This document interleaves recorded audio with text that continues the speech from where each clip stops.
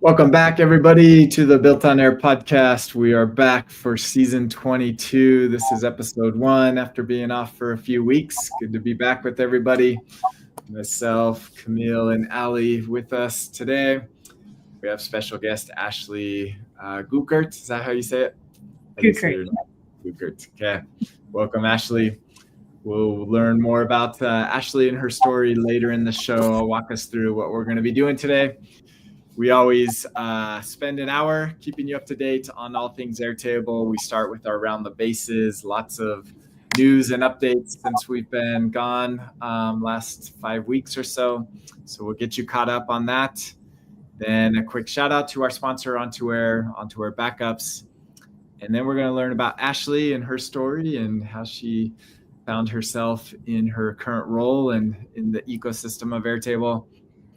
And then she's going to showcase some of her work, how to do quote processing workflows around that. And then quick highlight on our community Built on Air and how you can join. And then we'll wrap up with Ali walking through some new functionality in interfaces, dynamic number coloring on that. So that will wrap up today's show. Excited for it. So first with our Around the Bases, like I mentioned, we've been gone for a while. First wanted to give a shout out to our friends at the Facebook Airtable community. They just hit their 7-year mark. So congratulations to Ben and Chris and that community. And so yeah, that is cool there. It's a good resource to get some help and find other like-minded people in addition to our Built on Air community. I'm going to skip this one. This one actually goes towards the end. Okay, so a couple things, highlights about Airtable first. We'll start there. So they were just named part of the top Tech 30, the 2025 Enterprise Tech 30. So that is pretty cool for Airtable and the top 30 enterprise tech software companies to keep an eye on. So congratulations, Airtable. That one. Yeah, there's an event. We were talking before the show. There's an event tomorrow. If you're going to be there, it's in New York. I think it's at capacity, so it might be too late to get tickets. But if you are going to be there, I will be there. So feel free to find me. Would love to meet you and talk to you. And so, yeah, anybody that's going to be in New York, let's connect. Let me know in the comments you're going to be there. Yeah, this is also another one about it. Who else is going to be there? Some of the speakers. They also hosted an event in London, ProductCon. So if you went to that one, love to hear your experience there. It looks like they walked through Product Central, which I'm still wanting to get like a demo of. So if anybody's demoed Product Central, I'd love to get your feedback on it. I don't know, anybody who's seen it? Only at the last Airtable conference, but it was kind of high level.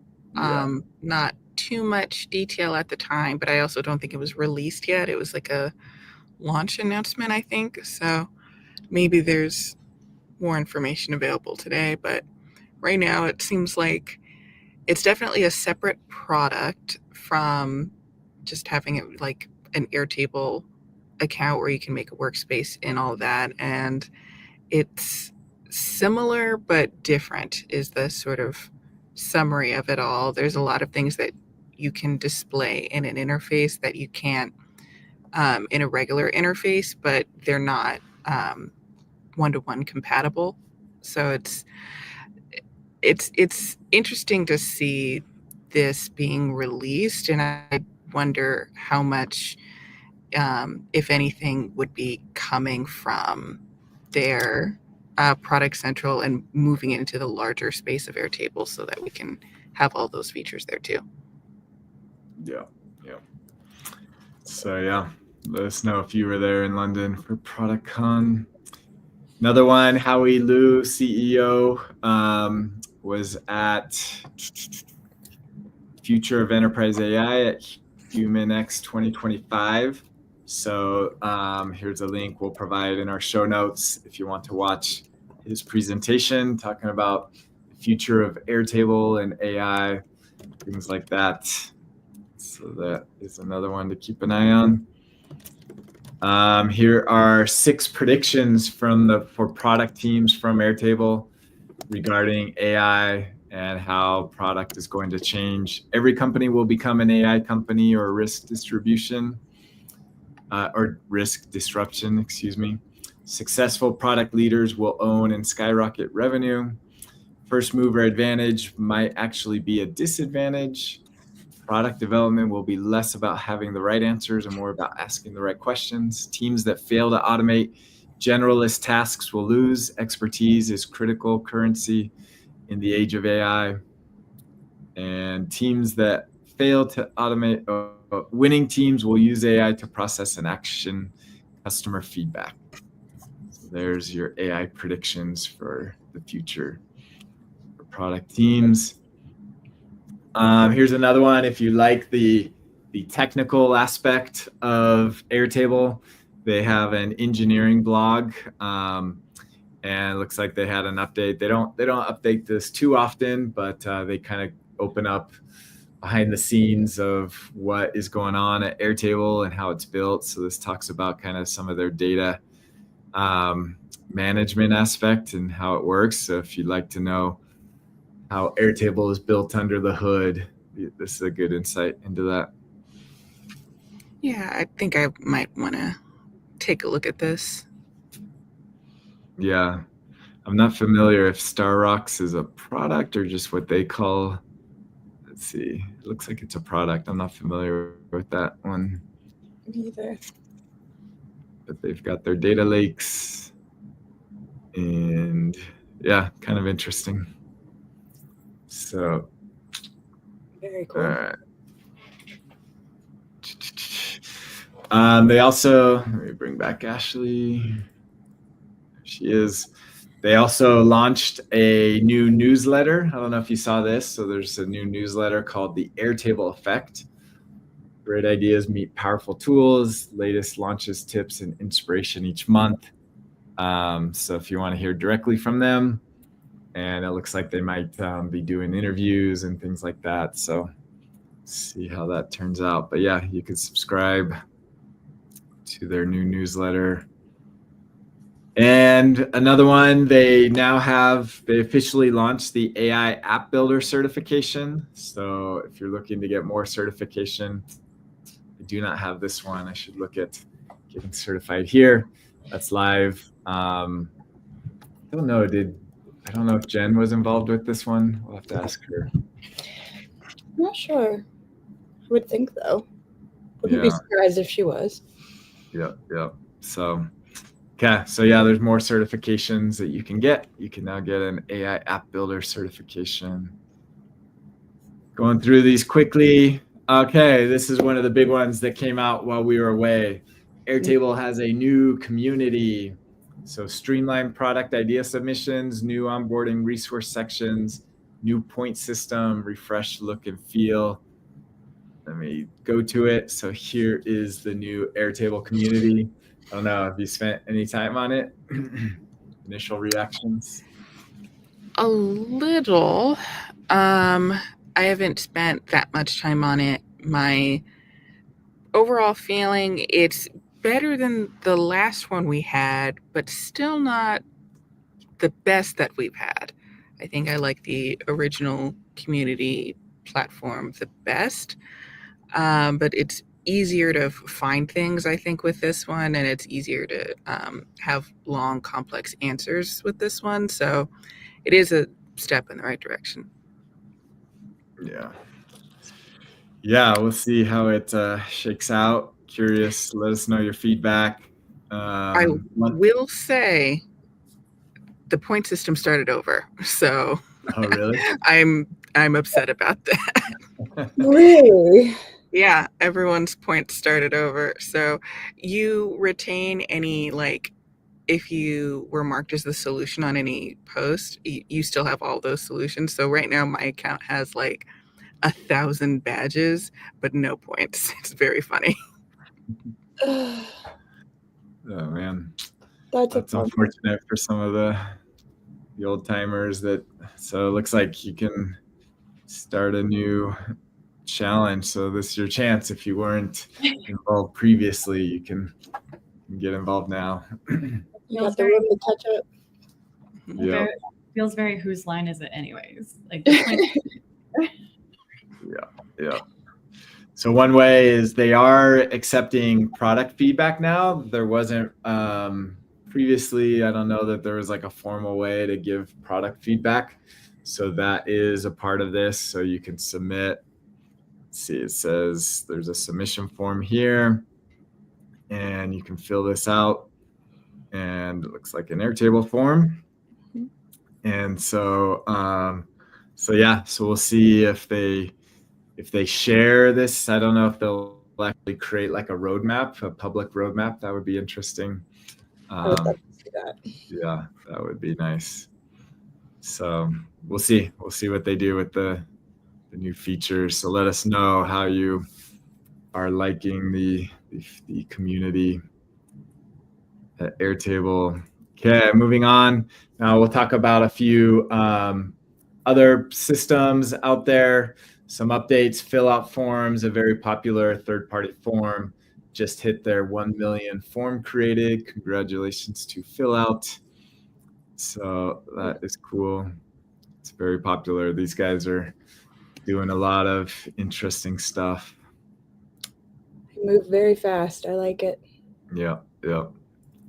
Another one, Glide Apps. They just launched an app marketplace. So this is kind of interesting if you're an app developer, want to build plugins or extensions. Glide now has a marketplace that you can do that. So that's interesting. I might have to look into that for On2Air. Mm-hmm.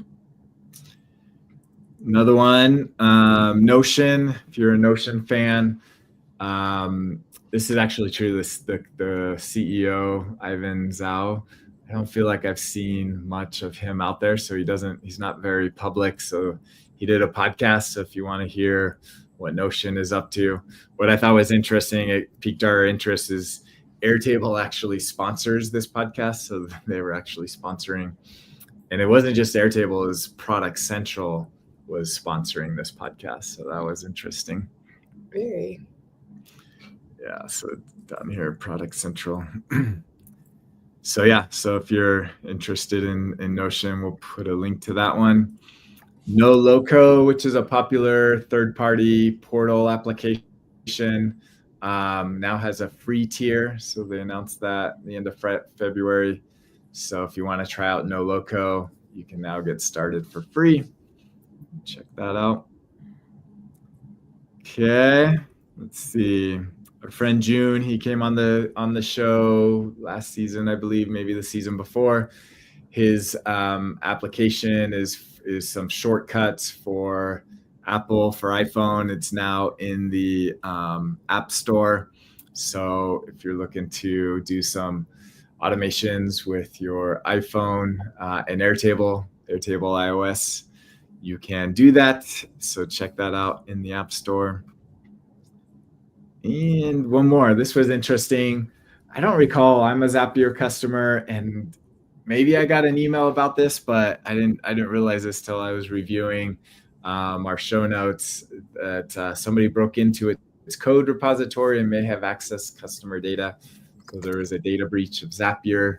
If you're a customer of them, be aware of that. But I don't read every email that I get from Zapier, but maybe they did notify us, but I don't remember getting an email about this. I don't remember either. So, and I don't see it. I'm searching for it in my inbox right now. I don't see it. Interesting. Well, It did not affect any Zapier database infrastructure, so a subset of it. So maybe it only impacted a few people. Only notified those people. Interesting. no. All right, so that's Zapier. Okay, so let's talk about Airtable updates. There actually has been quite a few. So when we last left in February, we talked about this one, interface customization and managed app. Let's just kind of go through the list. Per field, editability, and list view. I think we did mention this one on our last show. So you can now set per field editability on a list view in interfaces. I love that one. Yeah. That is hugely beneficial. Yeah. Okay, now we're getting into some of the new ones. Although this one I think we knew about, it just wasn't announced. And this is what Ali is going to be showing us later in the show. So field level coloring for number fields and interfaces. So we'll dive deep into that later. Create new records from bulk attachment uploads. So now you can create new records in bulk in a base grid and gallery view. So is this only at the data level, or can you do this in the interface? Oh, I don't actually know. I think it's at the data level. I don't know. Let's see. I don't know how they would do it. This is showing at the data level, so that would be my guess. Yeah, I don't know how they would like elegantly implement it in interfaces. It would be a little bit different. Yeah. So that's kind of interesting. So if you have a ton of attachments, you can drag them all in and it'll create one record per attachment. That's my understanding. Yeah, that's great. It used to be really the only way to do it would be individually drag them, or you could write a script after dragging them all into one record. You could have a script break it out into individual ones, but this is huge time saver. Yeah. And so now bulk upload will always create separate records for each file, which attachment field to populate. Okay. So that is kind of cool. Okay, this is an interesting one. Display external images and interfaces. I know we've talked about this in the Built on Air community. So if you have, we might show this in a future segment, but yeah, if you have like a URL that points to a stored image somewhere, you can have a URL field and put the URL there, and then you can actually display the image in your interface. So that's pretty handy. Yeah. Something I'd want to test. This photo implies that there's attachment comments enabled. Where are those stored? How are they doing that? Interesting. Wondering that as well. My understanding is that this is only an interface feature. It's not like in the base view it's not a display option for the URL field. So I'm wondering if that would have been a more straightforward approach if you made URL fields have two display modes, one being text and the second being as an attachment, to make it more consistent, because from an API perspective and all of that, I wonder, are those comments accessible, or will they ever be, or all of that? I don't recall. I experimented with this. I don't recall there being the ability to comment on the image, but it wasn't. It wouldn't be the first time they chose a screenshot of something that isn't actually possible to do. Right. Yeah, that would be my guess. This is marketing purpose only. It's so silly. Yeah. Okay, next one. Portals. Portal is now public. So we've talked about this in the past, but you can create a somewhat tailored login page, and you can get people outside your business. This does, let's see, what tiers does this work on? Business and team. Business and enterprise. Interesting. So even at the team. It's nice that it's available for team. I wouldn't have expected it to be available for team, but it is nice that it is, because it's effectively what it gets you. It allows you to invite more people at a lower cost to your interfaces. The one problem I have so far is that it sounds like you can only invite an individual user, like you can only invite me to one of your portals. And as soon as you invite me to another one, I'm treated like a regular collaborator and then you pay full price again. That doesn't make a whole lot of sense to me. I could see a world in which you would, wait, no, that doesn't make sense either, what I was about to say. So I think there's a lot of times, especially on the enterprise level, you would want one particular user might have access to 3 different portals, and it's not always feasible to combine all of your use cases into one base just so that this one external user can interact with all the data that they need to. And you can do that today, but at a cost that doesn't seem right for if you're just like reviewing information and maybe clicking a couple checkboxes. So I'm wondering if that restriction will ever be lifted or adjusted. But otherwise, if you have a pretty straightforward workflow where external collaborators really only need access to one set of interfaces, portals might be like a good option for you.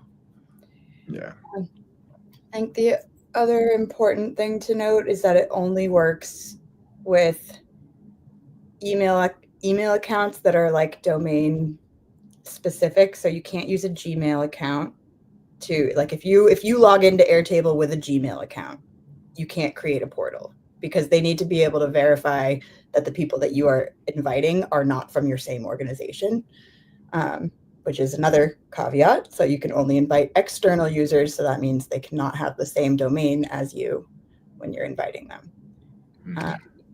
Yeah, I think generally the problem is Airtable treats editors the same if you only have access to the interface versus the base, and that feels like they're missing a global separation there, because that email difference will be more a problem at the team level, which is why I was surprised it's even available at the team level. My first Airtable account was all Gmail based until I finally moved everything to my business email, like on a whim, not even because I needed to do so. So I think that would be, I would like to see portals kind of evolve to be more like, if the person you're inviting only has access to interfaces across the board, well, then they pay this price rather than full editor price. Absolutely. And even the pricing for portals now is just it's not great, I don't think. Yeah. It did not get very good reactions on LinkedIn. People were like $7 or something per person, but $8 per person. Yeah. Well, I think it depends on if it's annual versus monthly, and then but you also have to get a minimum of 15, I think. These numbers are imprecise, but the point is that it's about half the cost of a regular license, but you have to have at least 15. So like if you were trying to invite 10, you're still saving money, but you do feel you're paying more than what you would want to pay regardless. So right. Yeah.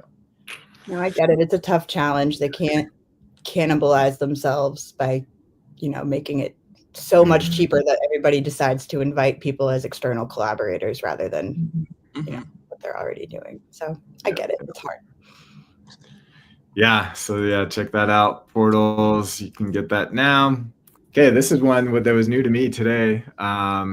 Sync document content with Google Drive Sync. So they've always had a third party or a data sync, so you could sync files into Airtable from Google Drive.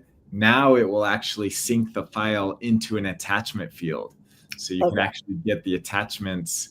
So then, especially for like the AI component, that's what they talk about here, is then it could actually get access to the attachment, and you could AI process the attachment. So if you have like a Google Doc, it will convert it to a PDF. I'm assuming it says it will be converted to an appropriate file format, so a PDF or a Word doc, something like that. There is a limit, 100 megabytes per file. This will count against your attachment limits in Airtable as well, so you got to be aware of that.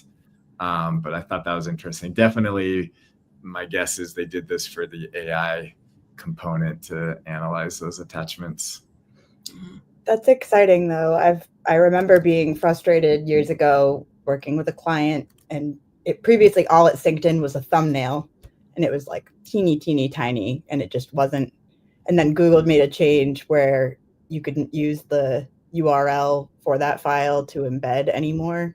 It just didn't work. So we were kind of stuck, but now this actually opens up a door. Yeah, interesting. Cool. So that's a cool one. Last one, multi-level drop-down filtering in Interface Designer. New list layout pages now have a page-level hierarchy, allowing users to create drop-down filters on any table within the hierarchy. I don't understand. This picture's misleading. So what we're looking at was always there when you're editing a list in interfaces. What I think they're saying is end user level filtering on the page itself, but I haven't seen that. I haven't either, and I don't understand the use of the word drop down filter. It's to me is extremely misleading. It's like when I think drop down filter, I think of the actual drop down filters that you can put on an interface page. This is not that. This is only a back end filter. I don't understand why they just threw the word drop down in there. Like, I got really excited when I read that. I was like, oh my gosh, can we actually show to the user drop downs from any level of that table? That would be so cool. But I don't know. I was waiting for more time to pass. I saw this appear on the What's New page, and I was like, well, surely after some time I'll understand what it is. Nope. No. I mean, I don't even see it as a front end option either. Like, I'm very confused. Yeah. So maybe there's more to come here. All right. I'm going to do for time's sake, I think I'm going to hold off on these. We could review them next week. So yeah, we got through all the product updates and news and updates on everything. So more to come. It's been a busy month, and next week we'll catch up on some of these others we didn't get to today. So with that, let's move on to Air. If you are storing your data in Airtable, it's best practice to have it stored outside as well. That's where Onto Air Backups comes in.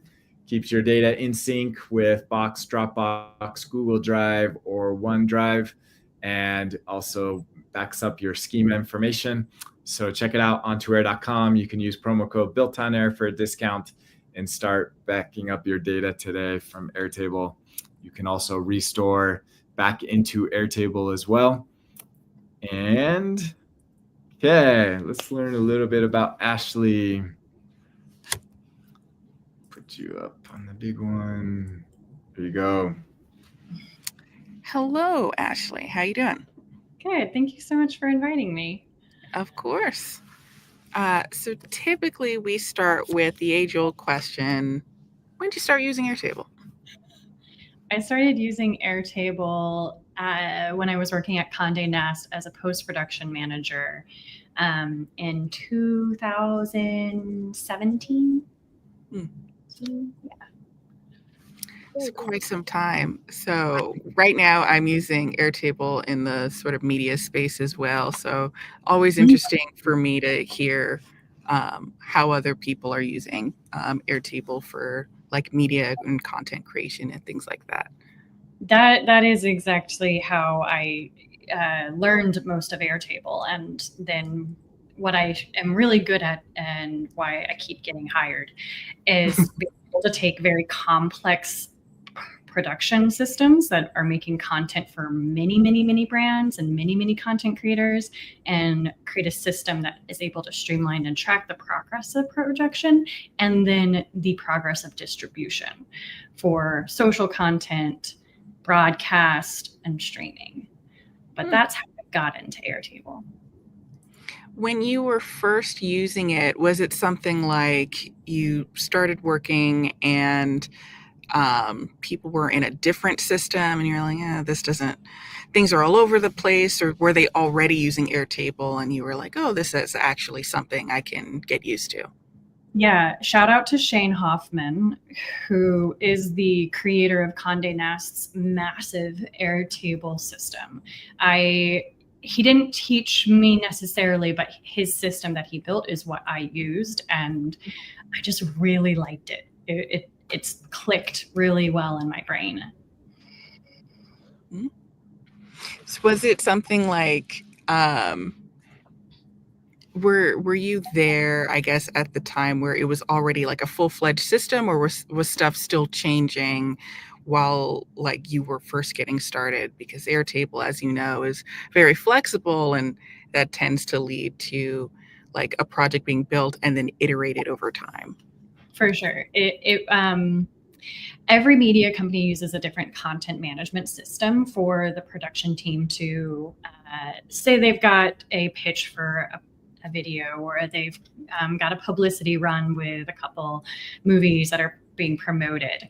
And Airtable was created to track the deliverables. So it was always growing and being iterated upon as the CMS that they were using was lacking or getting updated and not really working. And the API connections needed to not only receive that information from the CMS, but also receive the information from the distribution sources. So like, what does the engagement numbers look like? How many likes, how many views? And that is just an ever-changing constant increase, hopefully, and as those numbers go up. And multiple teams were all using Airtable. So it was such a huge base of multiple bases. And every year or so, we needed to archive a base because we've reached a limit. And then the 2020 base was built, or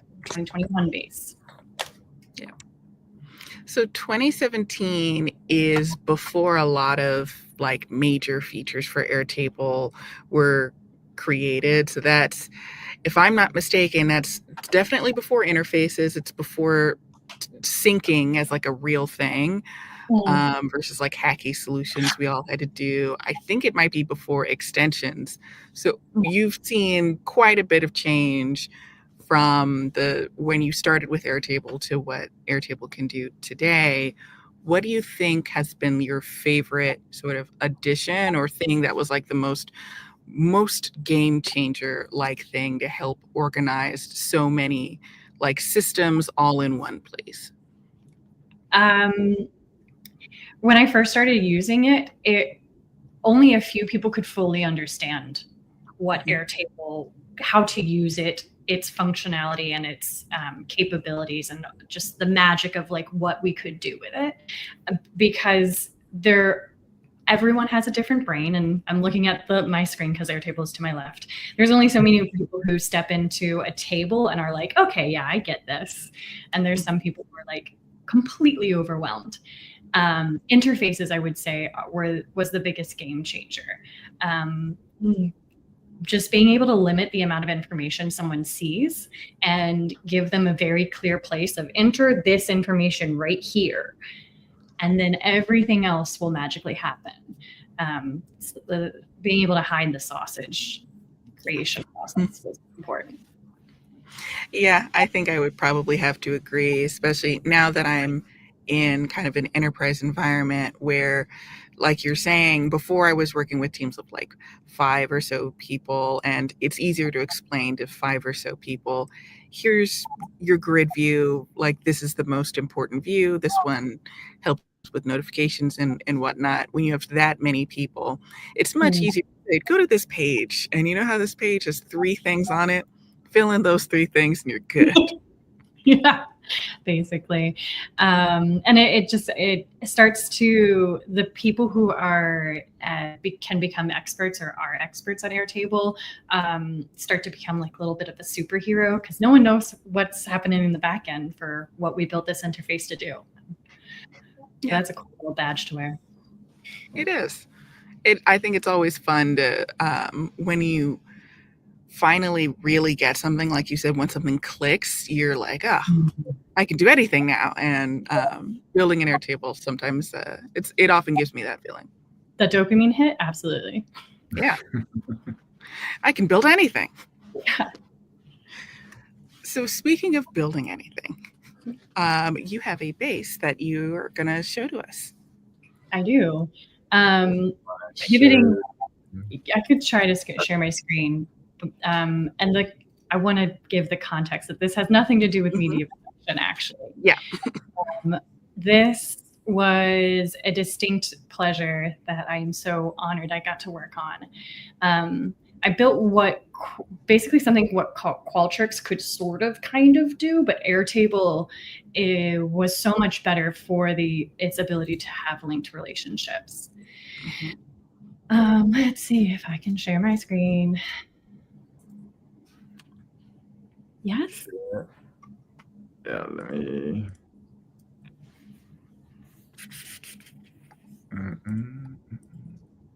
Oh, hold on. I gotta. They changed it. Okay, now you're live. Okay, awesome. So I do want to give a little context about the research study and the making or what it was testing, because that context is going to help understand how I built the base.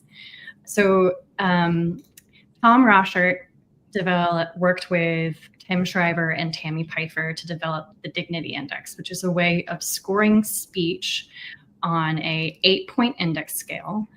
Speech is scored from contempt to dignity. So 1 is the most contemptuous you can be, feeling justified in calling for the violence or the death of someone else. And you rise up the scale closer and closer to dignity. So 2 is those people are evil and they're going to ruin us. It's us or them. 3 is those are bad people. They've got terrible character. It's us versus them. 4 is that beginning point of separation. You know, those people over there, they're just different. 5 is when you start speaking with dignity. You are sticking just with facts, actions, and outcomes. You're not extending your hand over to find commonality like you are at the level 6. At level 7, you're willing to admit that you could be wrong, and you're really looking to find that common value. And 8 is the highest form of dignity, where you are defending the dignity of someone your side is demonizing even. So we conducted a study over the course of the 2024 election. Every week, 80 panelists, and this table was where I collected all of the information about the panelists. They're in different demographic information, their political leanings. We used More in Common's way of understanding a political leaning based on their hidden tribe segmentation. That was how we based all of our understanding of if a liberal or a conservative felt one way or another about a passage. So every week, we had a team of college students submitting something that was said in the news lately by a politician, by a public figure, that could be scored on the Dignity Index. That was collected via forms for Airtable's interface, a very simple form of just collect the metadata and tell me where it came from, who said it, what's the URL link. Then every top of the week, I met with my colleagues and we went through every quote or passage is how we like to call it, to review if this 1 was scoreable, 2 was something that we wanted to provide our panelists for review.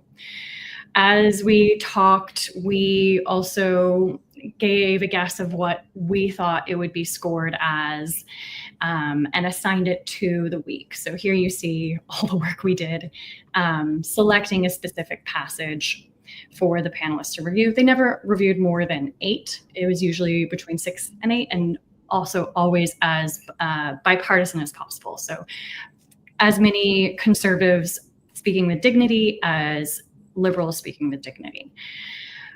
Then I used fill out, which love their program. To pull the information from that Airtable record with the passage to present to the panelists in this specific form. They got to see the passage, who said it, the context of what they said, and chose a score level. This was one of my favorite parts, is our Tom spent the time writing the qualities of each score level.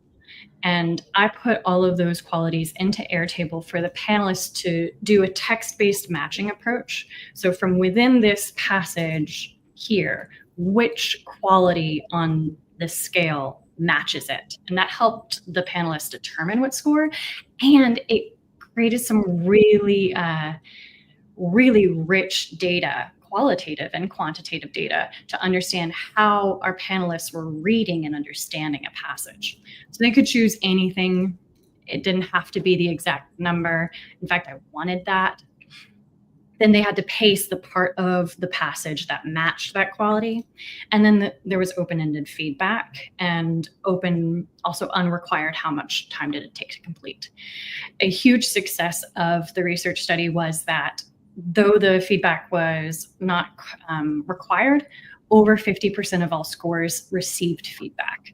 And the panelists were telling me life stories even, and opinions on who the speaker was and how they were surprised they spoke with dignity. It's really, really rich, this data we collected. Okay, so the panelists had about 48 hours to submit all their scores. After they submitted scores, we would analyze and review them. So I built an interface that facilitates that analyzing. Something like this. So this Mike Johnson quote here, we got to see, ooh, this one's interesting. So the panelists, each of these is a score level. The colors you can assume are the red is conservative, blue is liberal, purple is moderate, gray is someone who just doesn't have a political affiliation. They are not really politically leaning in any capacity. So here we see the panelists almost had a bimodal score of 5 and 7, a couple over here 8, and you see that it's not really leaning, like very slightly leaning liberals, choosing a contempt score of 4 or 3. But after doing this study, I can say like the winning and top line is 92% of all the scores agreed on dignity or contempt broadly. So that means that conservatives and liberals can agree, which is fabulous. And then this is what I meant about the richness of the data. So though we have a bimodal score of these 5s and these 7, you see here that more panelists agreed on the quality. I'm willing to take criticism from my own side and can take the pain of being criticized, making me kind of assess that the panelists who scored it a 5 weren't really sure what quality to give it. They weren't really sure about their score, while those that chose a 7 were like, it is clearly this quality. I broke out, like, if I wanted to compare the conservatives and the liberals, and if I just wanted to be able to see the moderates over here. And then the rich feedback data, I can step in and really zone in on what one person said. And I've limited this so you can't see any of their demographics, but I have a notable score, and then I also had an outlier score box that I would keep track of someone who was on the extreme side of the other side of the scale. So yeah, there's so many other parts of this, because it's now just not only the base we did the research in, but also the team's database of passages that they use in presentations when they're speaking. We developed a daily dignity game where you can score passages yourself, and this is also the repository where I keep all that data, and where the team schedules it out for the game. But yeah, this is what I've built. This is so cool. Yeah. Right? Yeah. It's a pretty impressive dashboard. Airtable, don't get rid of the blank layout. Yeah. Oh God, please don't. No. Yeah. There are certain things, certain aspects of like the newer layouts that are great, but there's not really a replacement quite yet for the blank layout, which is what we were just looking at, where you could have information being pulled from multiple sources right next to each other rather than forced to kind of be on top, and then drilling into one record, right? We're looking at one passage and then all of the data related to it, and have that affect everything on the page rather than just, the whatever group you're currently looking at. So a very impressive, I think, layout. It all seemed to make sense to me, like on first glance, of not having ever seen this information before. It seemed very intuitive of like, yeah, these are the metrics I would suspect I would want to look at based on, the content that was collected. Something too about the way Qualtrics works that was not going to work for analyzing this data is the information would all be on one row and then just keep going and going and going and going and going. Yeah. And as I was talking with the Qualtrics team, my mind was kind of getting a headache, thinking, like, how then can I pull all the information together for every conservative that spoke at a score level of 2 and all of the conservative panelists that were scoring that? There would be no way without the linked relationships that Airtable provides. So a lot cheaper. I love that. Have you published that data anywhere? Like, I would love to just like look at it. I think it's so cool. It's fascinating. I've published loose analysis on the Dignity Index's website, the National Citizens Panel, which I can link out to, but I'm working with both University of Utah and the Kim Gardner Institute on one white paper, and Berkeley on another white paper about the data I collected. So it's cool. Very, very cool. Very cool, Ashley. And is this your full-time, or are you a consultant? Are you open, or what's your situation now? I consult for the Dignity Index, and I am full-time at the News Revenue Hub developing their advertising network, where also another big Airtable project. All these local and nonprofit national news organizations, setting them up with advertising at a level of corporate sustainability. So if your team doesn't have ad units yet on your website or in your newsletters, we're able to provide that. So that's a huge Airtable project too. Very cool. Awesome. Thank you for showing that.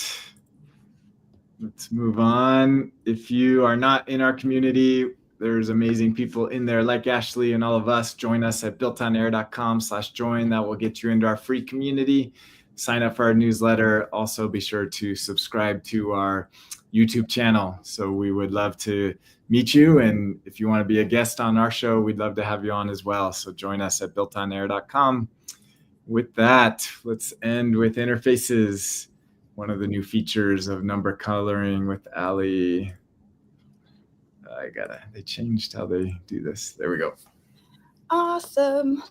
All right. This is a feature I'm super excited about, and it's been requested since day one, like before interfaces were a thing as well. It's great. It's not as great as I think it could be, but it just was released, and I'm sure they will make changes and improvements as they go, or I hope. So what we can do is in interfaces only, so not in the data layer, but you can in a list view or a grid view only, and only for number fields. Lots of caveats here. You can change the color that that number is displayed as. And there's a few different caveats, like I just said, and also some differences between the list and the grid. So let's start with the list.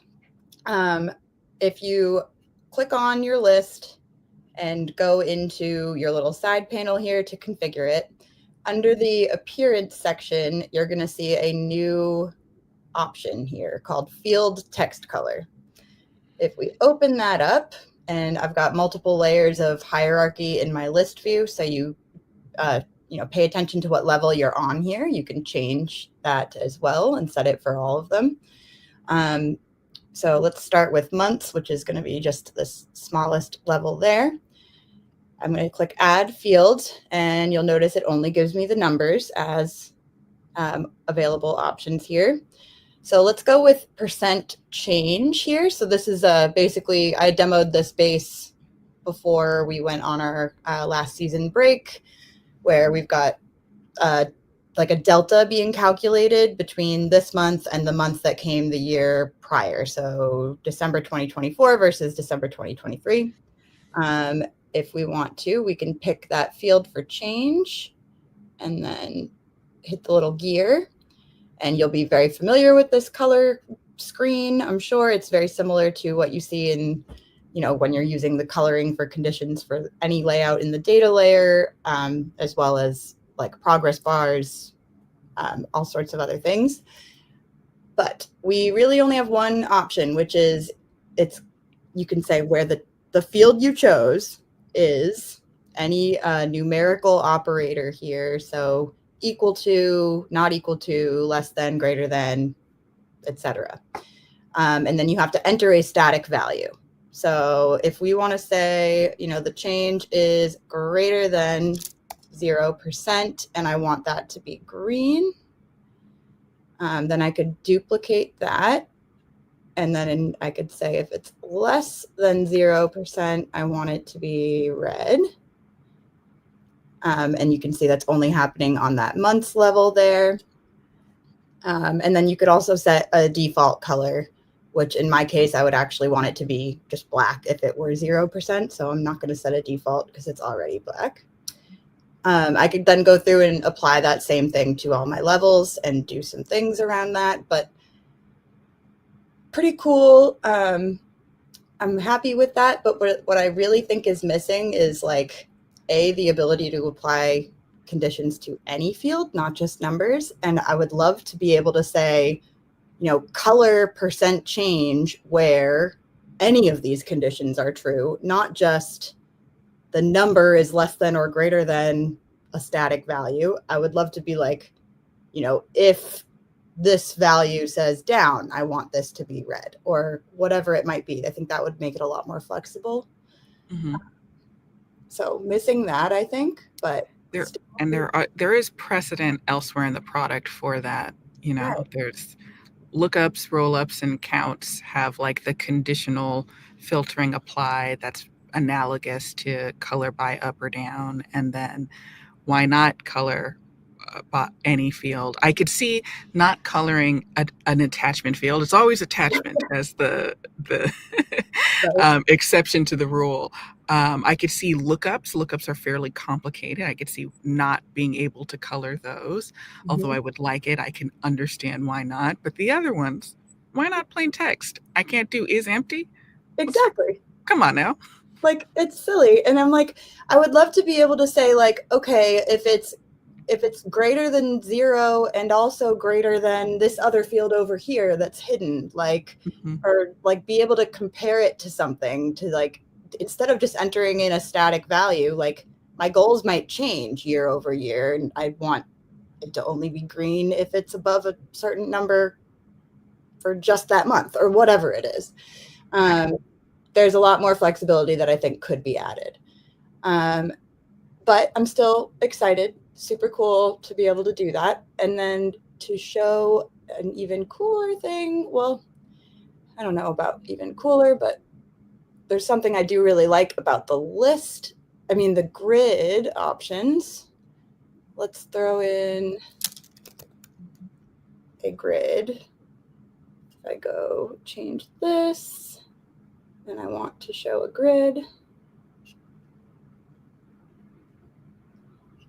Now, if we add, I just hate the way the grid looks. Like there's so many things I like about the grid. Like I love the summary bar, and I want to be able to put that in list layouts, but I digress. The coloring in grid layouts actually colors the entire cell, which I find very nice. But it's kind of weird that they limit the colors, and I mean, I don't know. But yeah. Is that the full list of colors even? Like full list of hues? I think it's not. It's No. definitely weird. They've chosen different colors allowed in different places, and I don't get it. It sounds like it's the MVP. Yes. I think we've said before, maybe not on this show, but certainly in Slack, that whenever Airtable releases a new feature, it's 80% done, and then then they just start freestyling afterwards. Exactly, right?